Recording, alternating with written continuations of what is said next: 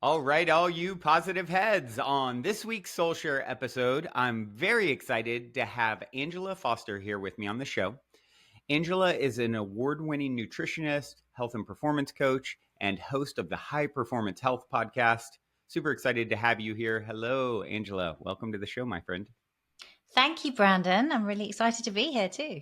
Yeah, this is going to be good. It feels very timely for me to have a health centric guest because I just came off of an 8-day water fast a couple days, Yes, when like we two spoke, you two were on days ago. it. Yeah. So I just finished, and so yeah, it's health has been a front and center focus for me, and that's been quite a journey. But anyway, enough about me. This is supposed to be about you. I want to start with my cliche opening question. Um, you're in an elevator. The woman next to you looks over and says, "What's your passion?" You have 10 floors to answer. What do you say? Oh, wow. To inspire women to optimize their health for high performance by Cool. syncing with their female physiology every time. Ooh, Yeah. I love that. I love that Mm. answer. That's my girlfriend is on a 3 week cleanse right now. So that's actually what inspired me to. I'm like, Oh, okay, if you're about to do this 3 week cleanse and focus on your health, that's a great time for me to like. I'm usually the one cooking us dinner or whatever. It's like, okay, you're doing your own thing the next 3 weeks. I should do my fast. So that was yeah, that's awesome. How yeah, do you feel after it? really good, really good. Lost about 15 pounds. I mean, I've been 20 pounds heavier than what I got down to in the last 90 days. So that's a lot of, I mean, I'm Mm. 6 foot, so, but, um, yeah, I feel lighter. It was a little, I was hoping I would get to a crazy burst of energy, supposedly a lot of time, a lot of people, and everyone's different, but I felt fine. I always felt a little hungry, but never like, not like crippling hunger. It's just like, if you had eaten breakfast and now it's dinner and you're like, oh, I'm kind of hungry. I had that feeling throughout, but it was Right. very manageable and you just kind of forget about it after a while. It's like every now and then you tune into it and you know, look at some food porn and then go go back to not eating. And That so makes it harder. yeah. It was so that was yeah, and I would get head rushes when I always I talk fast, I move fast, and it was really helpful to because my heart rate, of course, is way slowed down Mm. to move slower. I needed to. I'd get up real fast like I normally do and go to all of a sudden I'd head rush. I actually fell out one time, kind of passed out. So that never really went away for me, the head rush thing.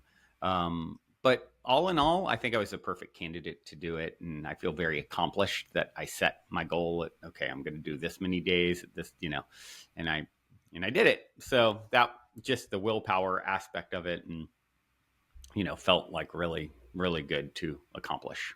Yeah, that feels amazing, right? When you set a goal and you do it. Yeah. Yeah, and one that someone was telling me like, yeah, less than 1% of people have ever done a fast like that length. Mm. It's a So long time, 8 days. it is, yeah, It's a it long is. time. But I mean, I probably felt the best on day. You just it's like, excuse me, day 2 and 3 is the hardest for me. Right. 3 was kind of rough, but yeah, then you just kind of come over it, move through it, and keep on going. I worked throughout and had a pretty intense work week and was able to handle it. I mean, I can't say I was my top productivity I could have been or anything, but I managed. So yeah, felt good about That's it. cool. And you've got all Yeah, the benefits of autophagy. yeah, exactly. I love the Mm. fact that like it's the autophagy. It's like kind of clearing out all the defunct, crippled old cells, and then as soon as you start eating, it's creating new stem cells to replace them with young cells. And a lot of benefit. I did a lot more research even while I was fasting. Just dove deeper into, and I found a study where they had done 8 days on men my age, somewhere in Europe actually, and it was all about like how it affects urology and bladder and prostate, and because that's one of the annoying things I've had like my whole adult life is frequent urination kind of thing. It's like my father's had it and it just sort of seems like a genetic thing, and I think a lot of men deal with that, and I've noticed an increased a real difference, and that's not even something I Interesting. thought about or planned on. um, the other health related thing that I annoy. Both of my things are more of an annoyance than anything. I've been really blessed with health, but it's the frequent urination thing. And then I get like, you can even see a little bit today, kind of red splotchiness on my face. It's like a malassezia. It's like a yeast. Everyone has it. It's just overproduced, and then it causes like rashy, dry skin and stuff like that. And I really, a big intention was it's going to knock that out. Like my gut is going to get completely reset. It's got to be food related. Not quite sure what, but it didn't really. I mean, I sort of had it was very mild, but I had it throughout. Never fully went away, or so. That's maybe if you do it like a few more times, though. Do you know what I mean? It could be that. Right. Yeah. Because a few more times you say that, and I instantly get like, hold on. I just had my first solid food yesterday, Angela. Come on, give me a break. It's too early. No, I have great admiration for you going 8 days. That's pretty phenomenal. Thank you. Well, enough about me. This is supposed to be about you. If you would, please share whatever it feels relevant to share regarding your backstory. Yeah, sure. I'd love to do that. Yeah, because mine was a kind of an unusual route into health, right? So I was always into kind of fitness and looking after myself and nutrition. But for many years, I was practicing as a corporate lawyer in London. For many, many years, working like dog hours. I mean, corporate law is like, it's hard, right? That is full matrix. Exactly. It's like, forget sleep. It wasn't valued at all. So we would do like, night after night, pulling off weekends. And it was fun. Don't get me wrong. It was fun. We were doing big multinational deals. You feel at the top of your game. It was a work hard, play hard mentality. And then I went to an investment bank for a bit. And then I kind of moved out into a sort of more sort of outside of London. So an outside city practice, really, because I was thinking about starting a family, but it was kind of just same thing, right? Just different location almost. And then my first kind of foray into health actually was when I struggled a little bit with hormonal issues in terms of I was diagnosed with PCOS and endometriosis. And that was right around the time that I was thinking, of starting a family. I had a friend that just suffered with that. Like she worked really hard to get rid of it through I had to natural health, avenue. It is. And I think, like with PCOS in particular, as I learned, like controlling blood glucose was key because it's really a metabolic disorder at its core with hormonal implications. So I had to have surgery to basically get everything cut out and lasered out. Wow. And then I set this kind of crazy goal of like, I was told, if you want to start a family, now is the best time because we've lasered out the endometriosis. It will regrow was the medical kind of understanding or analysis. And so the next 6 months are your kind of best chance. And this was right when partnership was sort of looming around the corner for me at the law firm. So I was kind of like, well, I'll go for both. Let's just see what happens. And I wasn't expecting to pull both off, but I ended up being made a partner when I was 8 months pregnant, which was, kind of full on. So I then went off on maternity leave, and that was where the problems really kind of began because I wasn't expecting, I had a difficult birth, an emergency one, but I wasn't expecting to experience postnatal depression. And I had it with my first child. And then because of all the background of fertility issues, I was told to just kind of wait 6 months and then try again. And I fell pregnant very quickly. So by the time I was due to go back to work from maternity leave, I was 3 months pregnant with my second child. So it was all kind of quite fast. And it was during that pregnancy that I started to look at, what's prenatal depression, which I hadn't heard of. It is a thing. And then things got progressively worse. I did get a handle on it in between my my boys and then my daughter, who I had 3 years later. And I thought through a combination of, at the time, drug treatment coupled with cognitive behavioral therapy and psychotherapy, that I was sort of on top of it. But then after I had my daughter, I had like the biggest crash, literally within sort of a few days or a week of her being born. And that became very, very difficult. I think with mental health challenges, the more you have them, the more entrenched those pathways become. Yeah. And that sort of graduated on. It went on for a couple of years. It's, at that point, it's very difficult to call it postnatal. And I ended up really, really struggling with my mental health. I'd got to this point where I'd taken a break from my career. I'd kind of created this prison in my own mind, if you like, where I just wanted to run away from myself. I just wanted to turn the thoughts off. And so it's hard not to be thinking about suicide and things like that at that point. Wow. But I was like, how am I going to leave my kids and my husband without a mother and a wife? And that's why I say it was like a prison in my own mind. And then my kids got sick. We were down in Cornwall in the UK on the coast, and they picked up this cough. And it then I got it, it turned into flu, and then it turned into pneumonia. And I think I was just on such a low ebb. They did a chest x-ray and thought I had something called bronchiectasis. They called me to the hospital. They had a look, and the consultant was just talking about my lymph glands the whole time. And I was like, why do you keep mentioning my lymph glands? It feels like you think I might have lung cancer or something. Surely I've just got pneumonia. And he was like, well, it's hard to say you don't without a CT scan. So I then had this dye put through the big kind of donut, walked back into his office. Before I could even sit down, he was like, it's worse than I thought. Wow. At which point I'm like, whoa, what do you mean? It's like, and I was struggling to breathe. But I thought it was pneumonia. It turned out it was pneumonia. It was double pneumonia, viral and bacterial in both lungs. And he was like, I don't know how you're still standing here breathing, but we're going to admit you straight away. And me being me, was like, I'm just going to pick the kids up and tell them I'm going to be admitted. And he was like, I don't think you understand. Like, I don't know how you're standing here, but likelihood is at that point they thought they were going to have to intubate me. And this is the thing. What was so crazy about the immune system is when I then got rushed in, I'm hooked up to breathing apparatus and all these different things to help me. And I'm lying in hospital, and they came in, they'd taken some bloods. They said, you're neutropenic. So my white blood cell count was so low. So really the antibiotics were obviously going to help with the bacterial infection, the viral infection. It was my immune system was going to have to kick in. And, Brandon, I just felt this profound sense of peace. I'd been trying to run away from myself, and here I was in hospital with no one but myself, nowhere to go.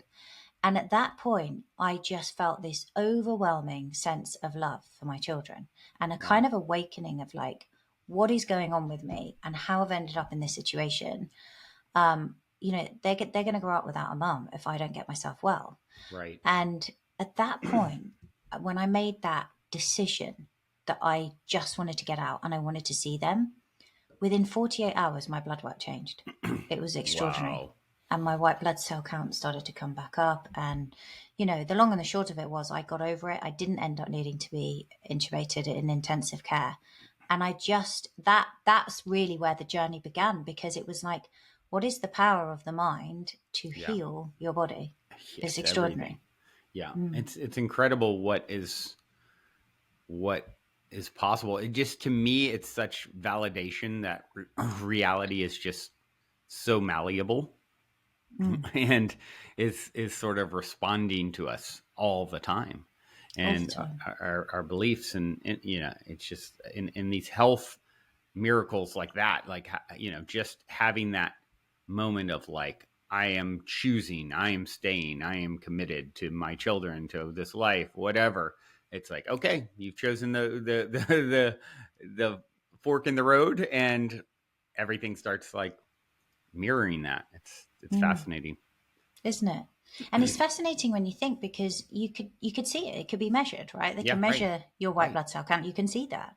You can measure how bad the pneumonia had progressed, and there was this kind of ground glass opacity on the scans and things that showed it was really entrenched. And don't get me wrong, it was a journey coming out. I mean, it wasn't like all of a sudden I'm healed. Do you know what I mean? And I walk out of hospital and I can breathe freely. There was a process, but it was nothing short of extraordinary. And I think that in turn allowed me to do the harder work, right? I could get my physical health back on track, but then the real journey was getting my mental health back. Yeah. And what would you say with your mental health journey? How would you sort of sum up what?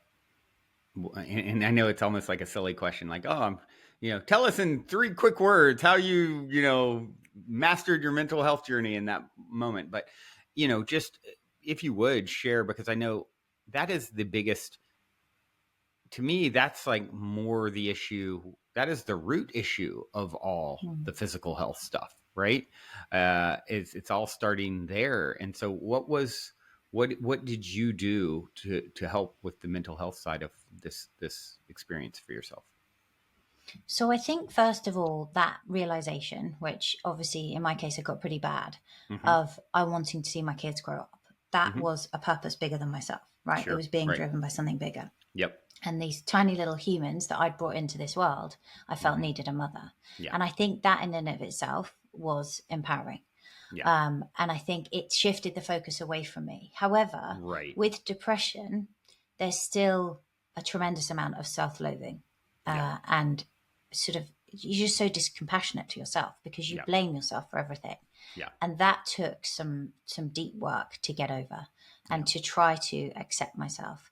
It's Mm-hmm. still a journey I'm on. Do you know what I mean? All these Yeah. years Yeah. later, Yeah. of understanding that, because I think we are, and I think women in particular are extraordinarily hard on themselves. Yeah. And I felt like a failure as a mother. I'd convinced myself that they were better off without me and that I Wow. was the block in their life. That's the place I was Wow. in. You know, I was only having suicidal thoughts when I was being hospitalized because I wanted to free people from me. And I think that that's a hard place to be in, right? Because Very. it's not rational if you look at it.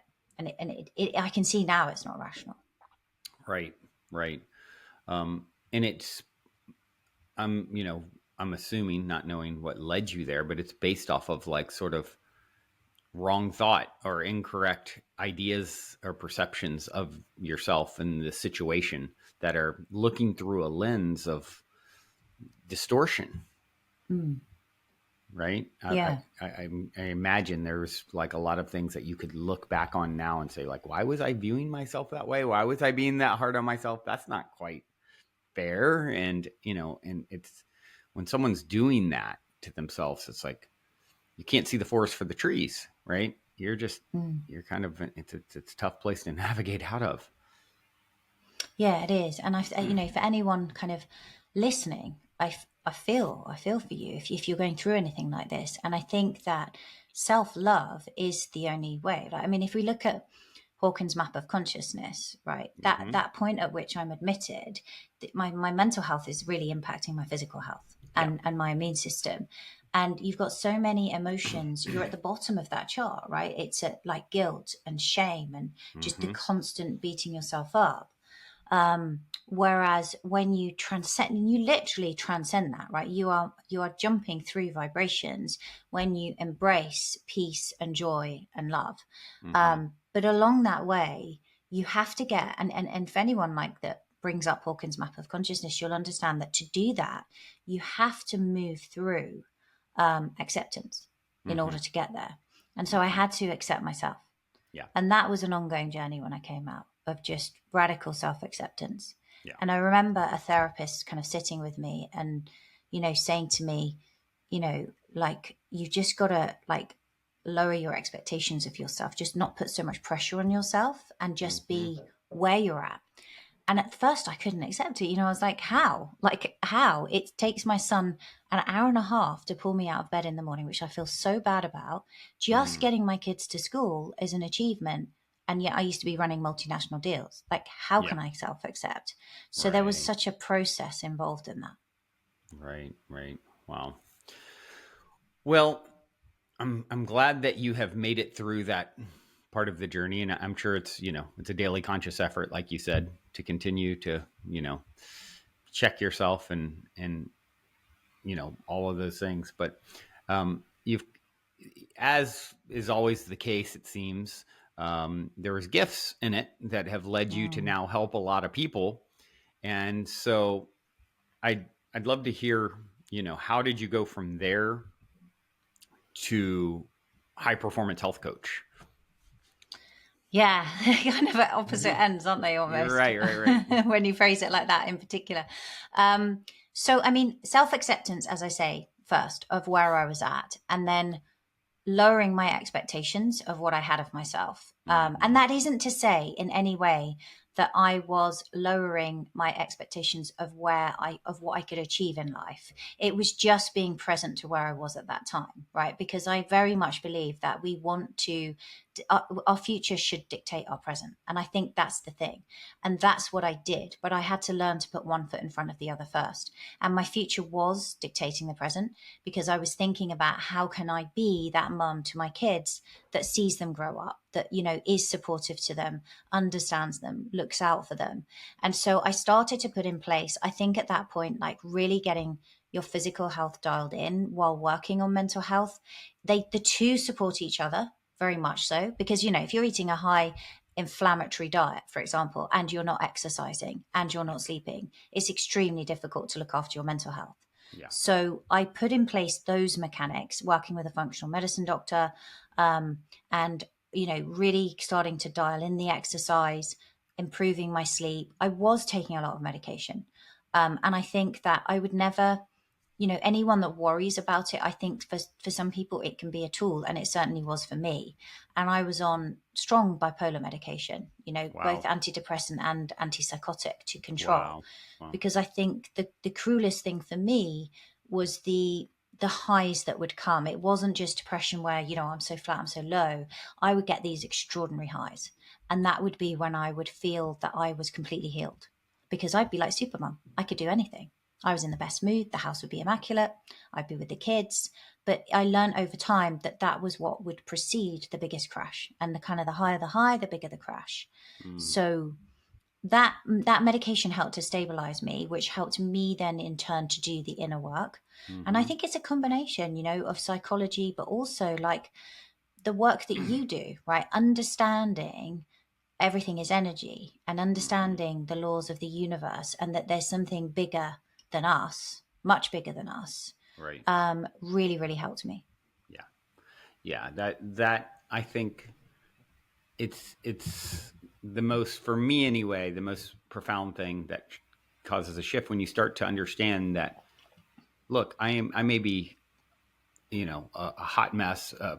You know, I have all kinds of things that someone listening can judge themselves all day and come up with valid reasons that they're not the perfect human. And it's like, and, you know, what if imperfection is part of the beauty of it all? It is like you can't know the upside without, you can't know the upside without Mm. the downside. You've never seen a great work of art without shadow in it. And so you start to understand the dynamics of how things work. It's like this how can you have a journey of growth and expansion if you haven't been, how, you know, how can you be an oak tree if you haven't been an acorn? How can you? And so when you understand that that's the thing, that you're in the middle of it now. And so, oh, you can see where you've been less than ideal and optimal and small and made the wrong choices. Congratulations. You're right on track with someone who is growing and expanding and becoming more. And at the end of the day, you know, there's only, it's all the same stuff. So if anything or anyone has ever been worthy, then you're worthy. You know, I always say no one's more worthy than you. There's never been a soul more worthy than you in all of eternity. So once you can really, you know, grasp the reality that you're not some external outlier. Everyone else is part of the one, and you're something else. Like, no, you're it. And so once you start to, once that lands, you know, I think there's a natural sense of self-love, self-acceptance that starts to emerge from that Mm. deep, profound truth of the nature of the situation in which you find yourself as a human. 100%. And expressing, as you saying, you know, like gratitude for it along the way. Like, I'm so grateful for that experience because it changed me as a person. I Yeah. literally, you know, I remember coming out and reading Dr. Joe Dispenza's book, Breaking the Habit of Being Yourself, Mm-hmm, and mm-hmm. understanding that I literally had to break the habit of being myself Yeah. and create a new self in Right. order to create a new future. Otherwise, I was just Right. going to create more of the same. Yeah. And so that was the journey that I embarked on. And I, you know, I really focused. I had the opportunity to really focus on my health. I was very fortunate. Financially, I didn't need to work. at that point. And so I was fully focused on my health. After that, it then became about, wow, like this is amazing. Like the transformations I'm seeing, my relationships with my family, how healthy I am, and all of these things kind of coming into place. And then I decided, well, I've achieved a state of high performance, right? I did that very young, made partnership very young. I had my kids, 3 kids, within 4.5 years. It was all kind of very kind of achieve. Do you know what I mean? On that Mm-hmm. treadmill. Mm-hmm. And there I was now, I'd got my health back on track. And so high performance health, the concept was born out of how can we combine these two things? And that's when I started to realize that if you really want true high performance in life and longevity, then health is the foundation, right? It's the tectonic plate that everything else sits on. Yeah. And that's when the sort of high performance health was born, and I began the podcast. And then over time, it was a few months after that actually that I think I then finally transitioned off all medication, which I'm not necessarily advising anyone to do. And I was definitely told that I should be on bipolar meds for life. Wow. It was a personal journey that I wanted to find a way of coming off. How long ago was that you came off? So it took me, so I was hospitalized in 2014 and I finally came off all medication at the sort of this time of 2019. Wow. Amazing. Yeah. Yeah, it's really wild when you start to see these and hear these examples of like you need this for life, and it's Mm. like, yeah, maybe, maybe not, And when you see people that successfully do it, it's I think got to be such a inspiration for others out there who feel like sort of a sense of like, well, I'm broken for life, It's and quite disempowering, isn't it, to it say to really is. someone. Yeah, right. Mm. Well, I'm curious. One of the things that you have sort of used to help unlock high performance as part of your journey is BioSyncing. Mm. And I'd love to hear from you about that. What is BioSyncing? So, biosyncing is a concept we created to help women in particular Mm-hmm. sync with their biorhythms and their physiology. And Mm-hmm. it's really about empowering women because of my own journey. Mm-hmm. And also, I realized over time that I was attracting a lot of women. Mm-hmm. I think because so many women do struggle, the struggle is real. Like we've made so many advancements in terms of everything we can achieve, right? Like career wise, and it looks like women are having it all, but actually there is a relentless pressure upon women now that I think is unprecedented. And Yeah. what we're seeing is a really big impact on their hormonal health as a result and their Mm-hmm. mental health. Mm-hmm. And so biosyncing is really a way. When I got into kind of biohacking, I realized it was a very masculine dominated area. Yeah. The cold showers, the long fast, everything was very around the testosterone kind of Yep. 24-hour Yep. cycle. Yep. And so I started to embrace more of like, how can we apply this to females? Yep. And I got busy, interviewing all the experts like in relation to female health that have really studied this and reading the scientific literature. And that's when I realized that syncing was much more intuitive. But it's not just about syncing with your female physiology. It's Mm-hmm. also about syncing with the nervous system, because for me, that was such a critical piece. Yeah. So understanding how to avoid burnout and the impact of heart rate variability, which we can talk about if you want to, is a core component of biosyncing. Yeah. Please. I'd love to hear about the heart rate variability piece and just more details on it. So, for people who haven't heard of heart rate variability, it's basically the RR interval. So it's measuring the beats, the interbeat variability between heartbeats. So if you imagine, let's say the average person has a heart rate of 60 beats per minute, we Mm-hmm. wouldn't expect the heart to beat like a metronome. It wouldn't be 1 beat per second. That's not how the heart is designed to work. So when we see variations in that rhythm and we see what we call higher variability, that's indicative of better health and better Mm. nervous system management and the vagus nerve being activated effectively, so that you're kind of able to move So reflexively less between. like a metronome is Less like a metronome is is better, healthier. is Interesting. healthier. Yeah. Interesting. So more variability shows that you have good vagal tone and that you are able to transition between the sympathetic and the parasympathetic nervous systems are communicating effectively. And you can have that, you can be that zebra that gets chased by the lion and have the stress and then go back to grazing on grass because you're Mm-hmm. adaptable and you've got that Gotcha. resiliency. Gotcha. Yeah. Interesting. Wow. And And so what does it look like for, I mean, we have a lot of female listeners on the show. I think, yeah, more female listeners than male. What is, you know, what does it look like to use biosyncing? Like what is the sort of process to, I'm sure you go deep with it and Mm. probably courses or something. But what can you share that would be helpful to the audience? Helpful to people. Yeah. Yeah, so we have a blueprint that takes you through it. But essentially, when you're looking at it in terms of its core component, it's putting in place what we call how do you shift into optimal health, right? So what shift stands for how do you optimize your sleep, your Mm-hmm. hormones, the insights that you gather, which are kind of centerpiece to feed back Mm-hmm. that data, Mm-hmm. and then how do you fuel your body, which if you use the acronym FLOW, it's food, light, oxygen, and water, because Mm-hmm. they're all important. We energize in multiple ways. And then also the T in shift is how do you train the body and mind? So those mechanics you want to put in place, but then through the lens of the female body, which Mm-hmm. is much more sensitive in many respects and very sensitive to cortisol, particularly at certain times during the female life cycle. So obviously there's the menstrual cycle. So at times, for example, for a woman who's cycling, after ovulation, when she's in that luteal phase, and we're trying to optimize for progesterone, which is very calming, helps with GABA production.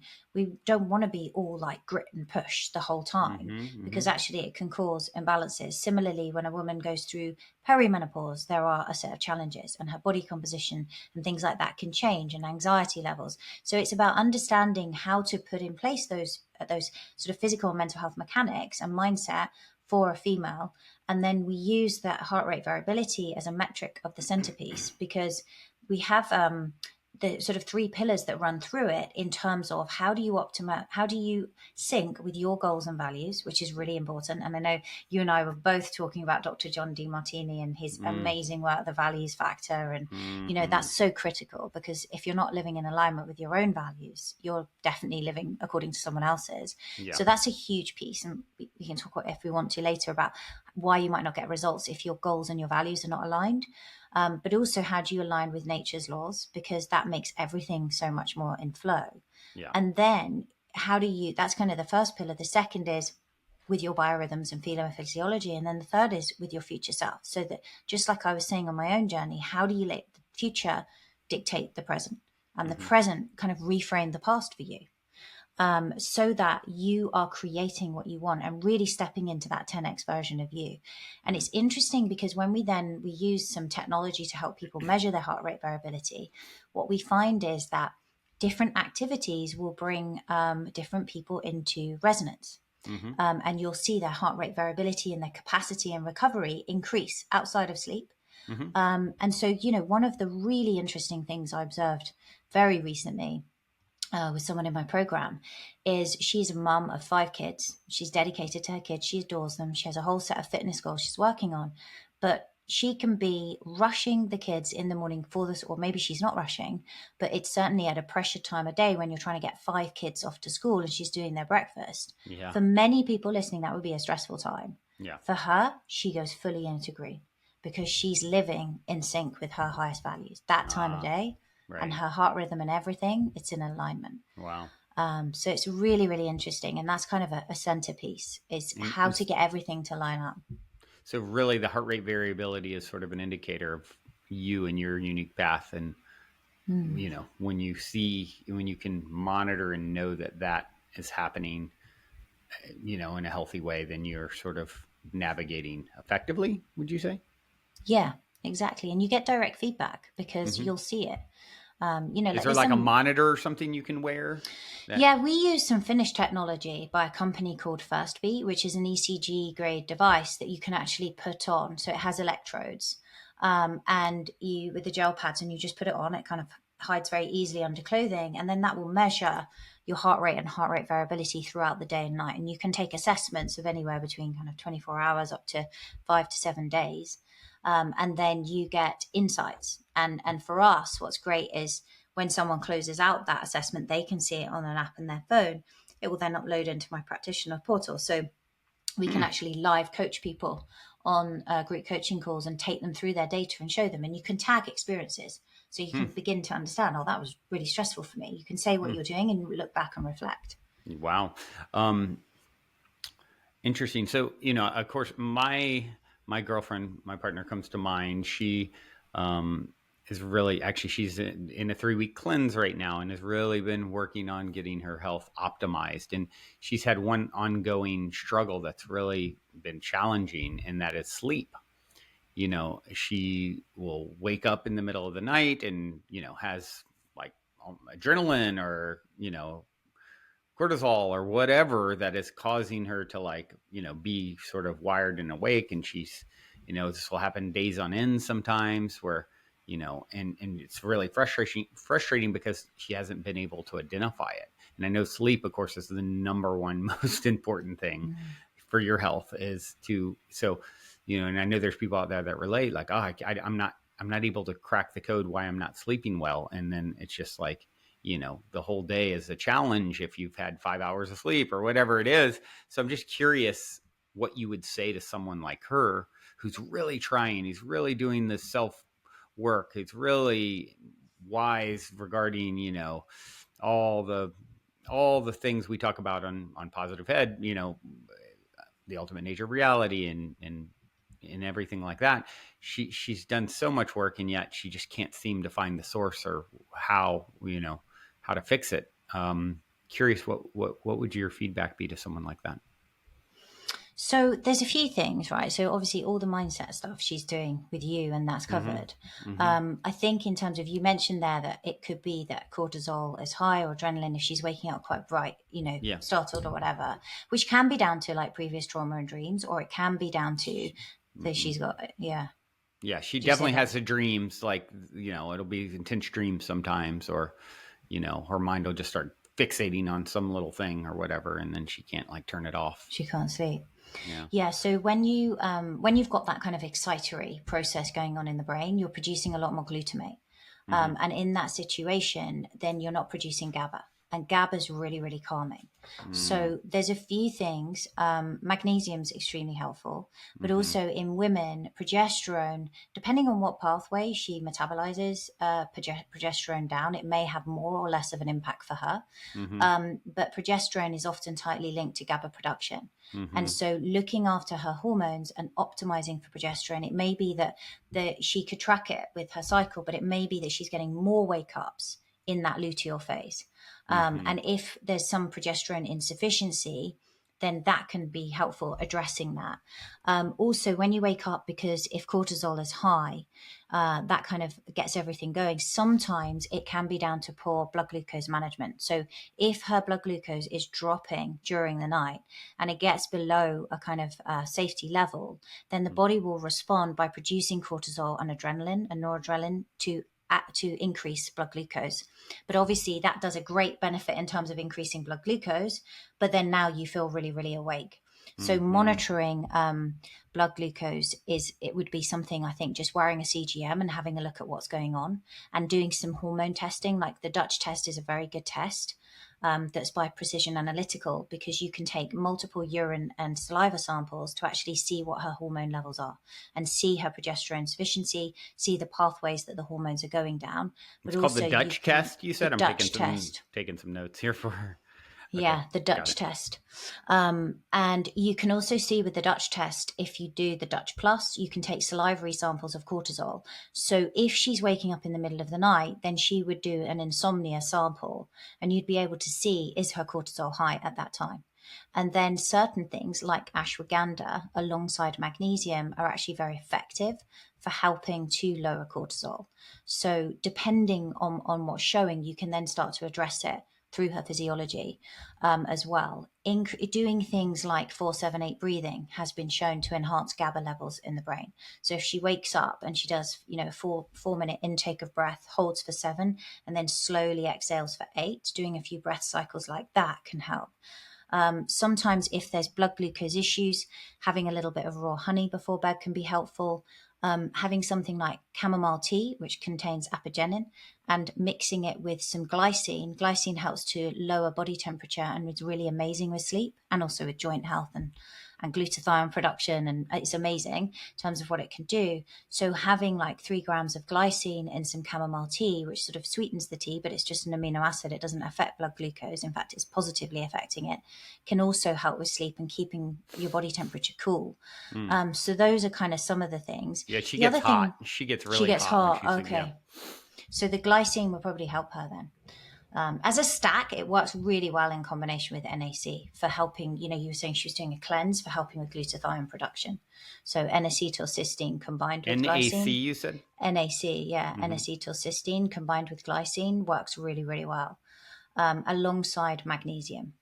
And then the other thing as well, like getting the timing, I would sort of look and play around with the timing of carbohydrates during the day. So it's sometimes what can happen is having carbohydrates in the evening helps to facilitate more sleep. And if you're having it with good levels of protein, it moderates that blood glucose response. So you want to have them away from bedtime so that you haven't got high insulin, right? Because Oh, so no carbs in the evening. no, I would say not so much no carbs. I'll explain. So I would suggest trying some carbs, like some sweet potato or a bit of brown rice, but a relatively small amount. And I'll explain why the carbs are good and then the interplay with the timing. So the carbs are good because when you're having protein, what the carbs do is they kind of act like a taxi. And so they preferentially transport tryptophan across the blood-brain barrier. And tryptophan is what gets made into 5-HTP into serotonin, which gets converted into melatonin. And melatonin is helpful in terms of sleep, alongside things like limiting blue light in the evening and stuff that she probably already knows, right? Yeah, yeah. So that's where carbohydrates can help. The issue is if you have the carbohydrates too close to bedtime, in terms of the circadian clock, we're starting to produce melatonin somewhere around 9 to 10 p.m. Varies whether you're a night owl or not. So if you have carbohydrates and you raise insulin too close to bedtime, then you become less insulin sensitive because it's in the presence of melatonin. So that could then play with her blood glucose overnight. So say she's going to bed at 10, 11, but she's having a dinner with some complex carbohydrates around 6 or 7 in the evening. That should actually facilitate sleep. Got it. Wow, that was a lot. A few things to work on. Yeah, I imagine there's a lot of women out there listening who are taking notes alongside me because, it's such a prevalent issue. And as someone who's always slept really well, I just, man, my heart goes out because I know how when I don't have 8 hours of sleep, I'm like, I can barely function. I'm so efficient and capable when I have good sleep. And if I have 6 hours, it's like a different person, and then I can't imagine the people who are dealing with that, like most days, It's debilitating. It's debilitating. It's nothing more Really is. debilitating than that. Well, wow. And of course, a big part of all this is managing your nervous system. Nervous system regulation and deregulation is something I think people are becoming more and more aware of. I think in the past, it's like I'd get angry at something and, you're just, or whatever it is in complete nervous system deregulation, and you're not really aware of what you're doing to your physiology. And I think people are becoming a lot more aware of how crucial it is to manage this consciously. So yeah, I'm curious what your thoughts are on recovery and managing your nervous system to, help optimize yourself. I think when you're looking at it, so I think for the people that can measure it, right? So I look at I've got a Whoop strap and Aura ring. These are ways in addition to First Beat that you can measure, and they'll quietly measure it in the background while you're sleeping. They'll be looking and helping you assess recovery. But I think broadly speaking, because there'll be some people who are not tracking it or don't have the budget to track it, is you've got to think that you just can't be go, go, go like I was, right? That's where you end up with burnout all of the time. Yeah, you've got to put some things into the recovery bucket and give yourself permission, because effectively, you're going to come back stronger if you do. And really what we want to avoid is what's known as a wandering baseline, because that's where it can really affect your the way you achieve your goals and whether you achieve them, but also your mindset, because Mm-hmm. this is a situation where you're always a bit underslept. You're either a little bit over or underfed. You're either overtrained or you're not exercising enough. Mm-hmm. You're overstressed. You're not having enough time to rest. And this is basically a wandering baseline. So you're kind of not really achieving anything in any area, but you're just feeling like you've got to keep going on everything all of the time and juggling these balls. Yeah. And I always say to people, if you could treat yourself like an athlete, you would apply a very different approach to your life, because you would suddenly value sleep and recovery really, really highly, because it affects your performance as an athlete. Yeah. But we are athletes effectively in daily living. And so we need to approach it in that way. You would also visualize only the outcome that you wanted, because everything would be supporting you towards that goal or that medal, right? Yeah. You Right. would have a positive mindset. You would fuel your body in a way that supported those goals. You would train hard. So you would put all these places mechanics in, and then you'd look at it. And to use the athlete analogy, there are kind of 3 tiers to getting high performance and avoiding burnout, right? We need to overreach in order to provide adaptation, right? You're never Mm-hmm. going to, if you think about it, you're never going to get more muscle mass or get stronger unless you lift a weight in the gym and break down the tissue, right? And Yeah. then it comes back stronger and more resilient. That's effectively what you were doing with your fast, right? You're Yep. Right. recycling old cells, getting rid of things. Yep. So now that form of overreaching is functional because it's designed with an end in mind to make you stronger and more resilient. So that's functional overreaching. The wandering baseline happens when we start to non-functionally overreach. So we're overtraining, we're overeating, we're doing all these things. And that is where you can then easily start to move into what is the athlete analogy of overtraining syndrome. So you go from functionally overreaching into non-functional overreaching. You've got that wandering baseline, and then it's very easy to slide further into overtraining.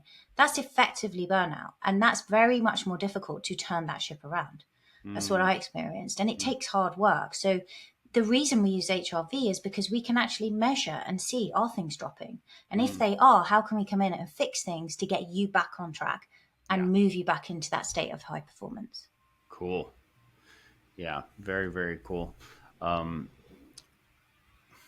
Well, what is if you've talked about quite a few things that are obviously very crucial to one's optimization. What is sort of something that you haven't touched on that comes to mind? If you could, obviously these podcasts, we have only so much time, so I always want to extract the most value for the listeners as possible. What is something that to get, and there's people out there who are so fresh on their journey and everything in between listening, right? But what is like sort of the lowest hanging fruit of health, would you say, for people to really start turning the ship around wherever they may be, or to optimize themselves? What's some of the simplest things that they could do, or the simplest? So, yeah, it's a great question. So, I think when we're looking at that, I always think, what's the domino? Now, I can give you a domino that I think is going to push all the others down. Okay, that's going to make everything easier. The key pillar we talked about is sleep, because obviously it's very difficult to do things without that. Yep. However, that may not be the domino, because it may be hard to fix your sleep until you knock some of the others down. And that in turn then leads to good sleep, right? So we were talking with your girlfriend there, or your partner, we were talking about how she might design her nutrition to optimize better for sleep. And I think that for a lot of people, the domino is actually fitness, is movement. Not necessarily scheduled exercise, but movement. Yeah. Because when you're moving, it changes your neurology, it changes your mindset, right? We know it upgrades the brain Epigenetics and your mood. Yeah, Yeah. exactly. And so I think if Yeah. you can get moving, I think just doing something, right? And anything, any kind, even if it's just walking or, um, any amount of exercise. And of course, what I find with it is it builds on itself too, right? It's like the more you do, the more you desire to do. And it becomes like a new habit. And it actually it doesn't feel like an obligation. It feels like, you get all the chemicals, the happy chemicals in the brain released, and it starts to feel like a good drug. 100%, 100%. And I think, as you say, start really, really small. Even if it's like, I'm going to go outside for 5 minutes every morning and get morning light. Yeah. It will become so addictive in time that Yeah. you'll stretch it to 10 minutes and then 15. And people underestimate the benefits of walking for health and for cardiovascular health. They're huge. Mm. And you're burning fat when you're in that state. A brisk walk is amazing. It will upgrade everything and make you feel fantastic. And once you start getting benefits from that and you see that self-adherence and that compliance, that then feeds into your mindset and the trust that you have to yourself, because now you're like, wow, I did that and I've committed and Right. I'm building a streak. Like if you just went outside and walked for 5 minutes every day, just 5 minutes for 30 days, you'd get a streak. You'd feel great. Yeah. You'd be optimizing your circadian rhythm in your sleep. You're more likely to now eat healthier because you're actually showing up now. This is what we talk about when we talk about stepping into your future self, right? Your behavior is showing that you're a healthy person who takes yourself seriously, who delivers on your goals and goes out for a daily walk and gets access to sunlight. And so it has this, that's why I call it the domino. It starts to put in place all of the others. You're generating more ATP, which means you're going to sleep better as well, in addition to the benefits of sunlight and things like that. So that's where I would start personally. Wonderful. Wonderful. Well, I'd like to switch gears for a minute here as we start to wind down. I always love to hear, and the audience loves to hear, inspiring stories of synchronicity, serendipity, sometimes positive paranormal stories, or just something that's just inspiring in general. And I imagine somewhere on your journey you've had many of, I imagine you've had many of those. But is there something that that sort of stands out to you as I asked that you'd like to share? Yeah, do you know what I find is that when I visualize things that I want and things that I want to bring into my life, generally speaking, somehow they I can't even say the word. Synchronistically start to line up, right? And there's been many occurrences of, people have like happen chance. How did you bump into that person? Or how did that person call you when you were just thinking about them, right? Because everything is energy. But you and I were talking about Dr. John Demartini, and I interviewed him a couple of months back, and he and I were talking, and in my mind, I'd had him on my list. I really want to interview him because he's inspired so much of my work, and I just think he's brilliant man. And then when we were talking on the show, he was like, yeah, well, let me show you a journal entry. And he had High Performance Health, my podcast, on there. And so that was just a desire. Yeah. You had and him it's as just like, this is my ultimate wish list. And you're like, and then he shows you, well, look, I'm on, I'm hoping to manifest you. You're hoping to manifest me. It's like double the chances that you end up together, of course. Exactly, which is just like incredible when you think. And I just think we have this, I don't know if you've come across, I have one here. This is really funny. Have you ever come across this device, Brain Tap? No, it's called Brain Tap. Brain Tap. It's absolutely incredible. Wow. And it has like lights that come in through the ears and kind of filter and sort of detoxify effectively as the blood flow is coming up through the ears. And then it has lights on the visor at the front when you turn it on. And Dr. Patrick Porter is the guy behind it. He has the most incredible voice and helps you visualize all of your dreams. And and I like to do a Brain Tap. I have one on there, a future self meditation, and it's really, really amazing. And it becomes quite addictive. And if you get the benefits of the brain in terms of doing it, and the lights are helping to put you in the just helping to put you in that state and visualizing everything. There's programs for athletes, for entrepreneurs, there's all different ones in there, breathwork ones, and it's phenomenal. And it's like a standing joke in my house, like, where's mommy? Oh, she's brain tapping again. Yeah, right. My husband loves it because he's like, I'm sure these synchronicities happen more when you're brain tapping. So yeah. Well, I've got a little add-on to that synchronicity. So, this podcast, we're 2,000 plus episodes deep, almost 9 years in. I've had a lot of guests on. And for the first time ever on the show, recorded a few weeks ago, as of this recording, now this will be out, a month or so from now. But as of the time we're recording here, my next week guest scheduled and slated to be released is John Demartini. It's crazy. Just like crazy coincidences. Yeah, right. It's all energy. It's all connected. And yes, what a brilliant man. Yeah. Amazing man. Yeah, really, truly. Well, wow, this has been so great, Angela, to drop in with you, and thank you for sharing your wisdom. And as we sort of prepare to sign off here, what is the best way for people to find you, to connect with you? Obviously, the podcast, just anything that you want to share. Thank you, Brandon, and thanks for having me on. It's been such a fun conversation. So the podcast is High Performance Health. In fact, we just recorded an episode, so you can come and listen to me interview Brandon. That will be coming out in the next couple of months as well.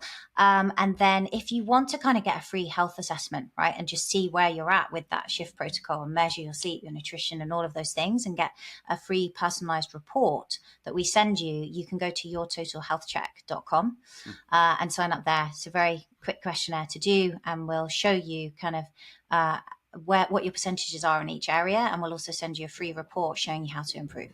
Wow, very cool, very, very cool. That's awesome. What an excellent offering. Well, I do have one final question for you here, my cliche closer, and it is this: in 60 seconds or less, what is the meaning of life according to Angela Foster? The meaning of life, to connect and serve. I think to connect with ourselves and others, and to make a difference, right, before we go. We have such a short time. Yes, the true ROI, the ripple of impact. So thank you, Angela, for taking the time. This has been wonderful. And thank all of you for tuning your beautiful brainwaves and incredible hearts into another episode. Until next time, journey well.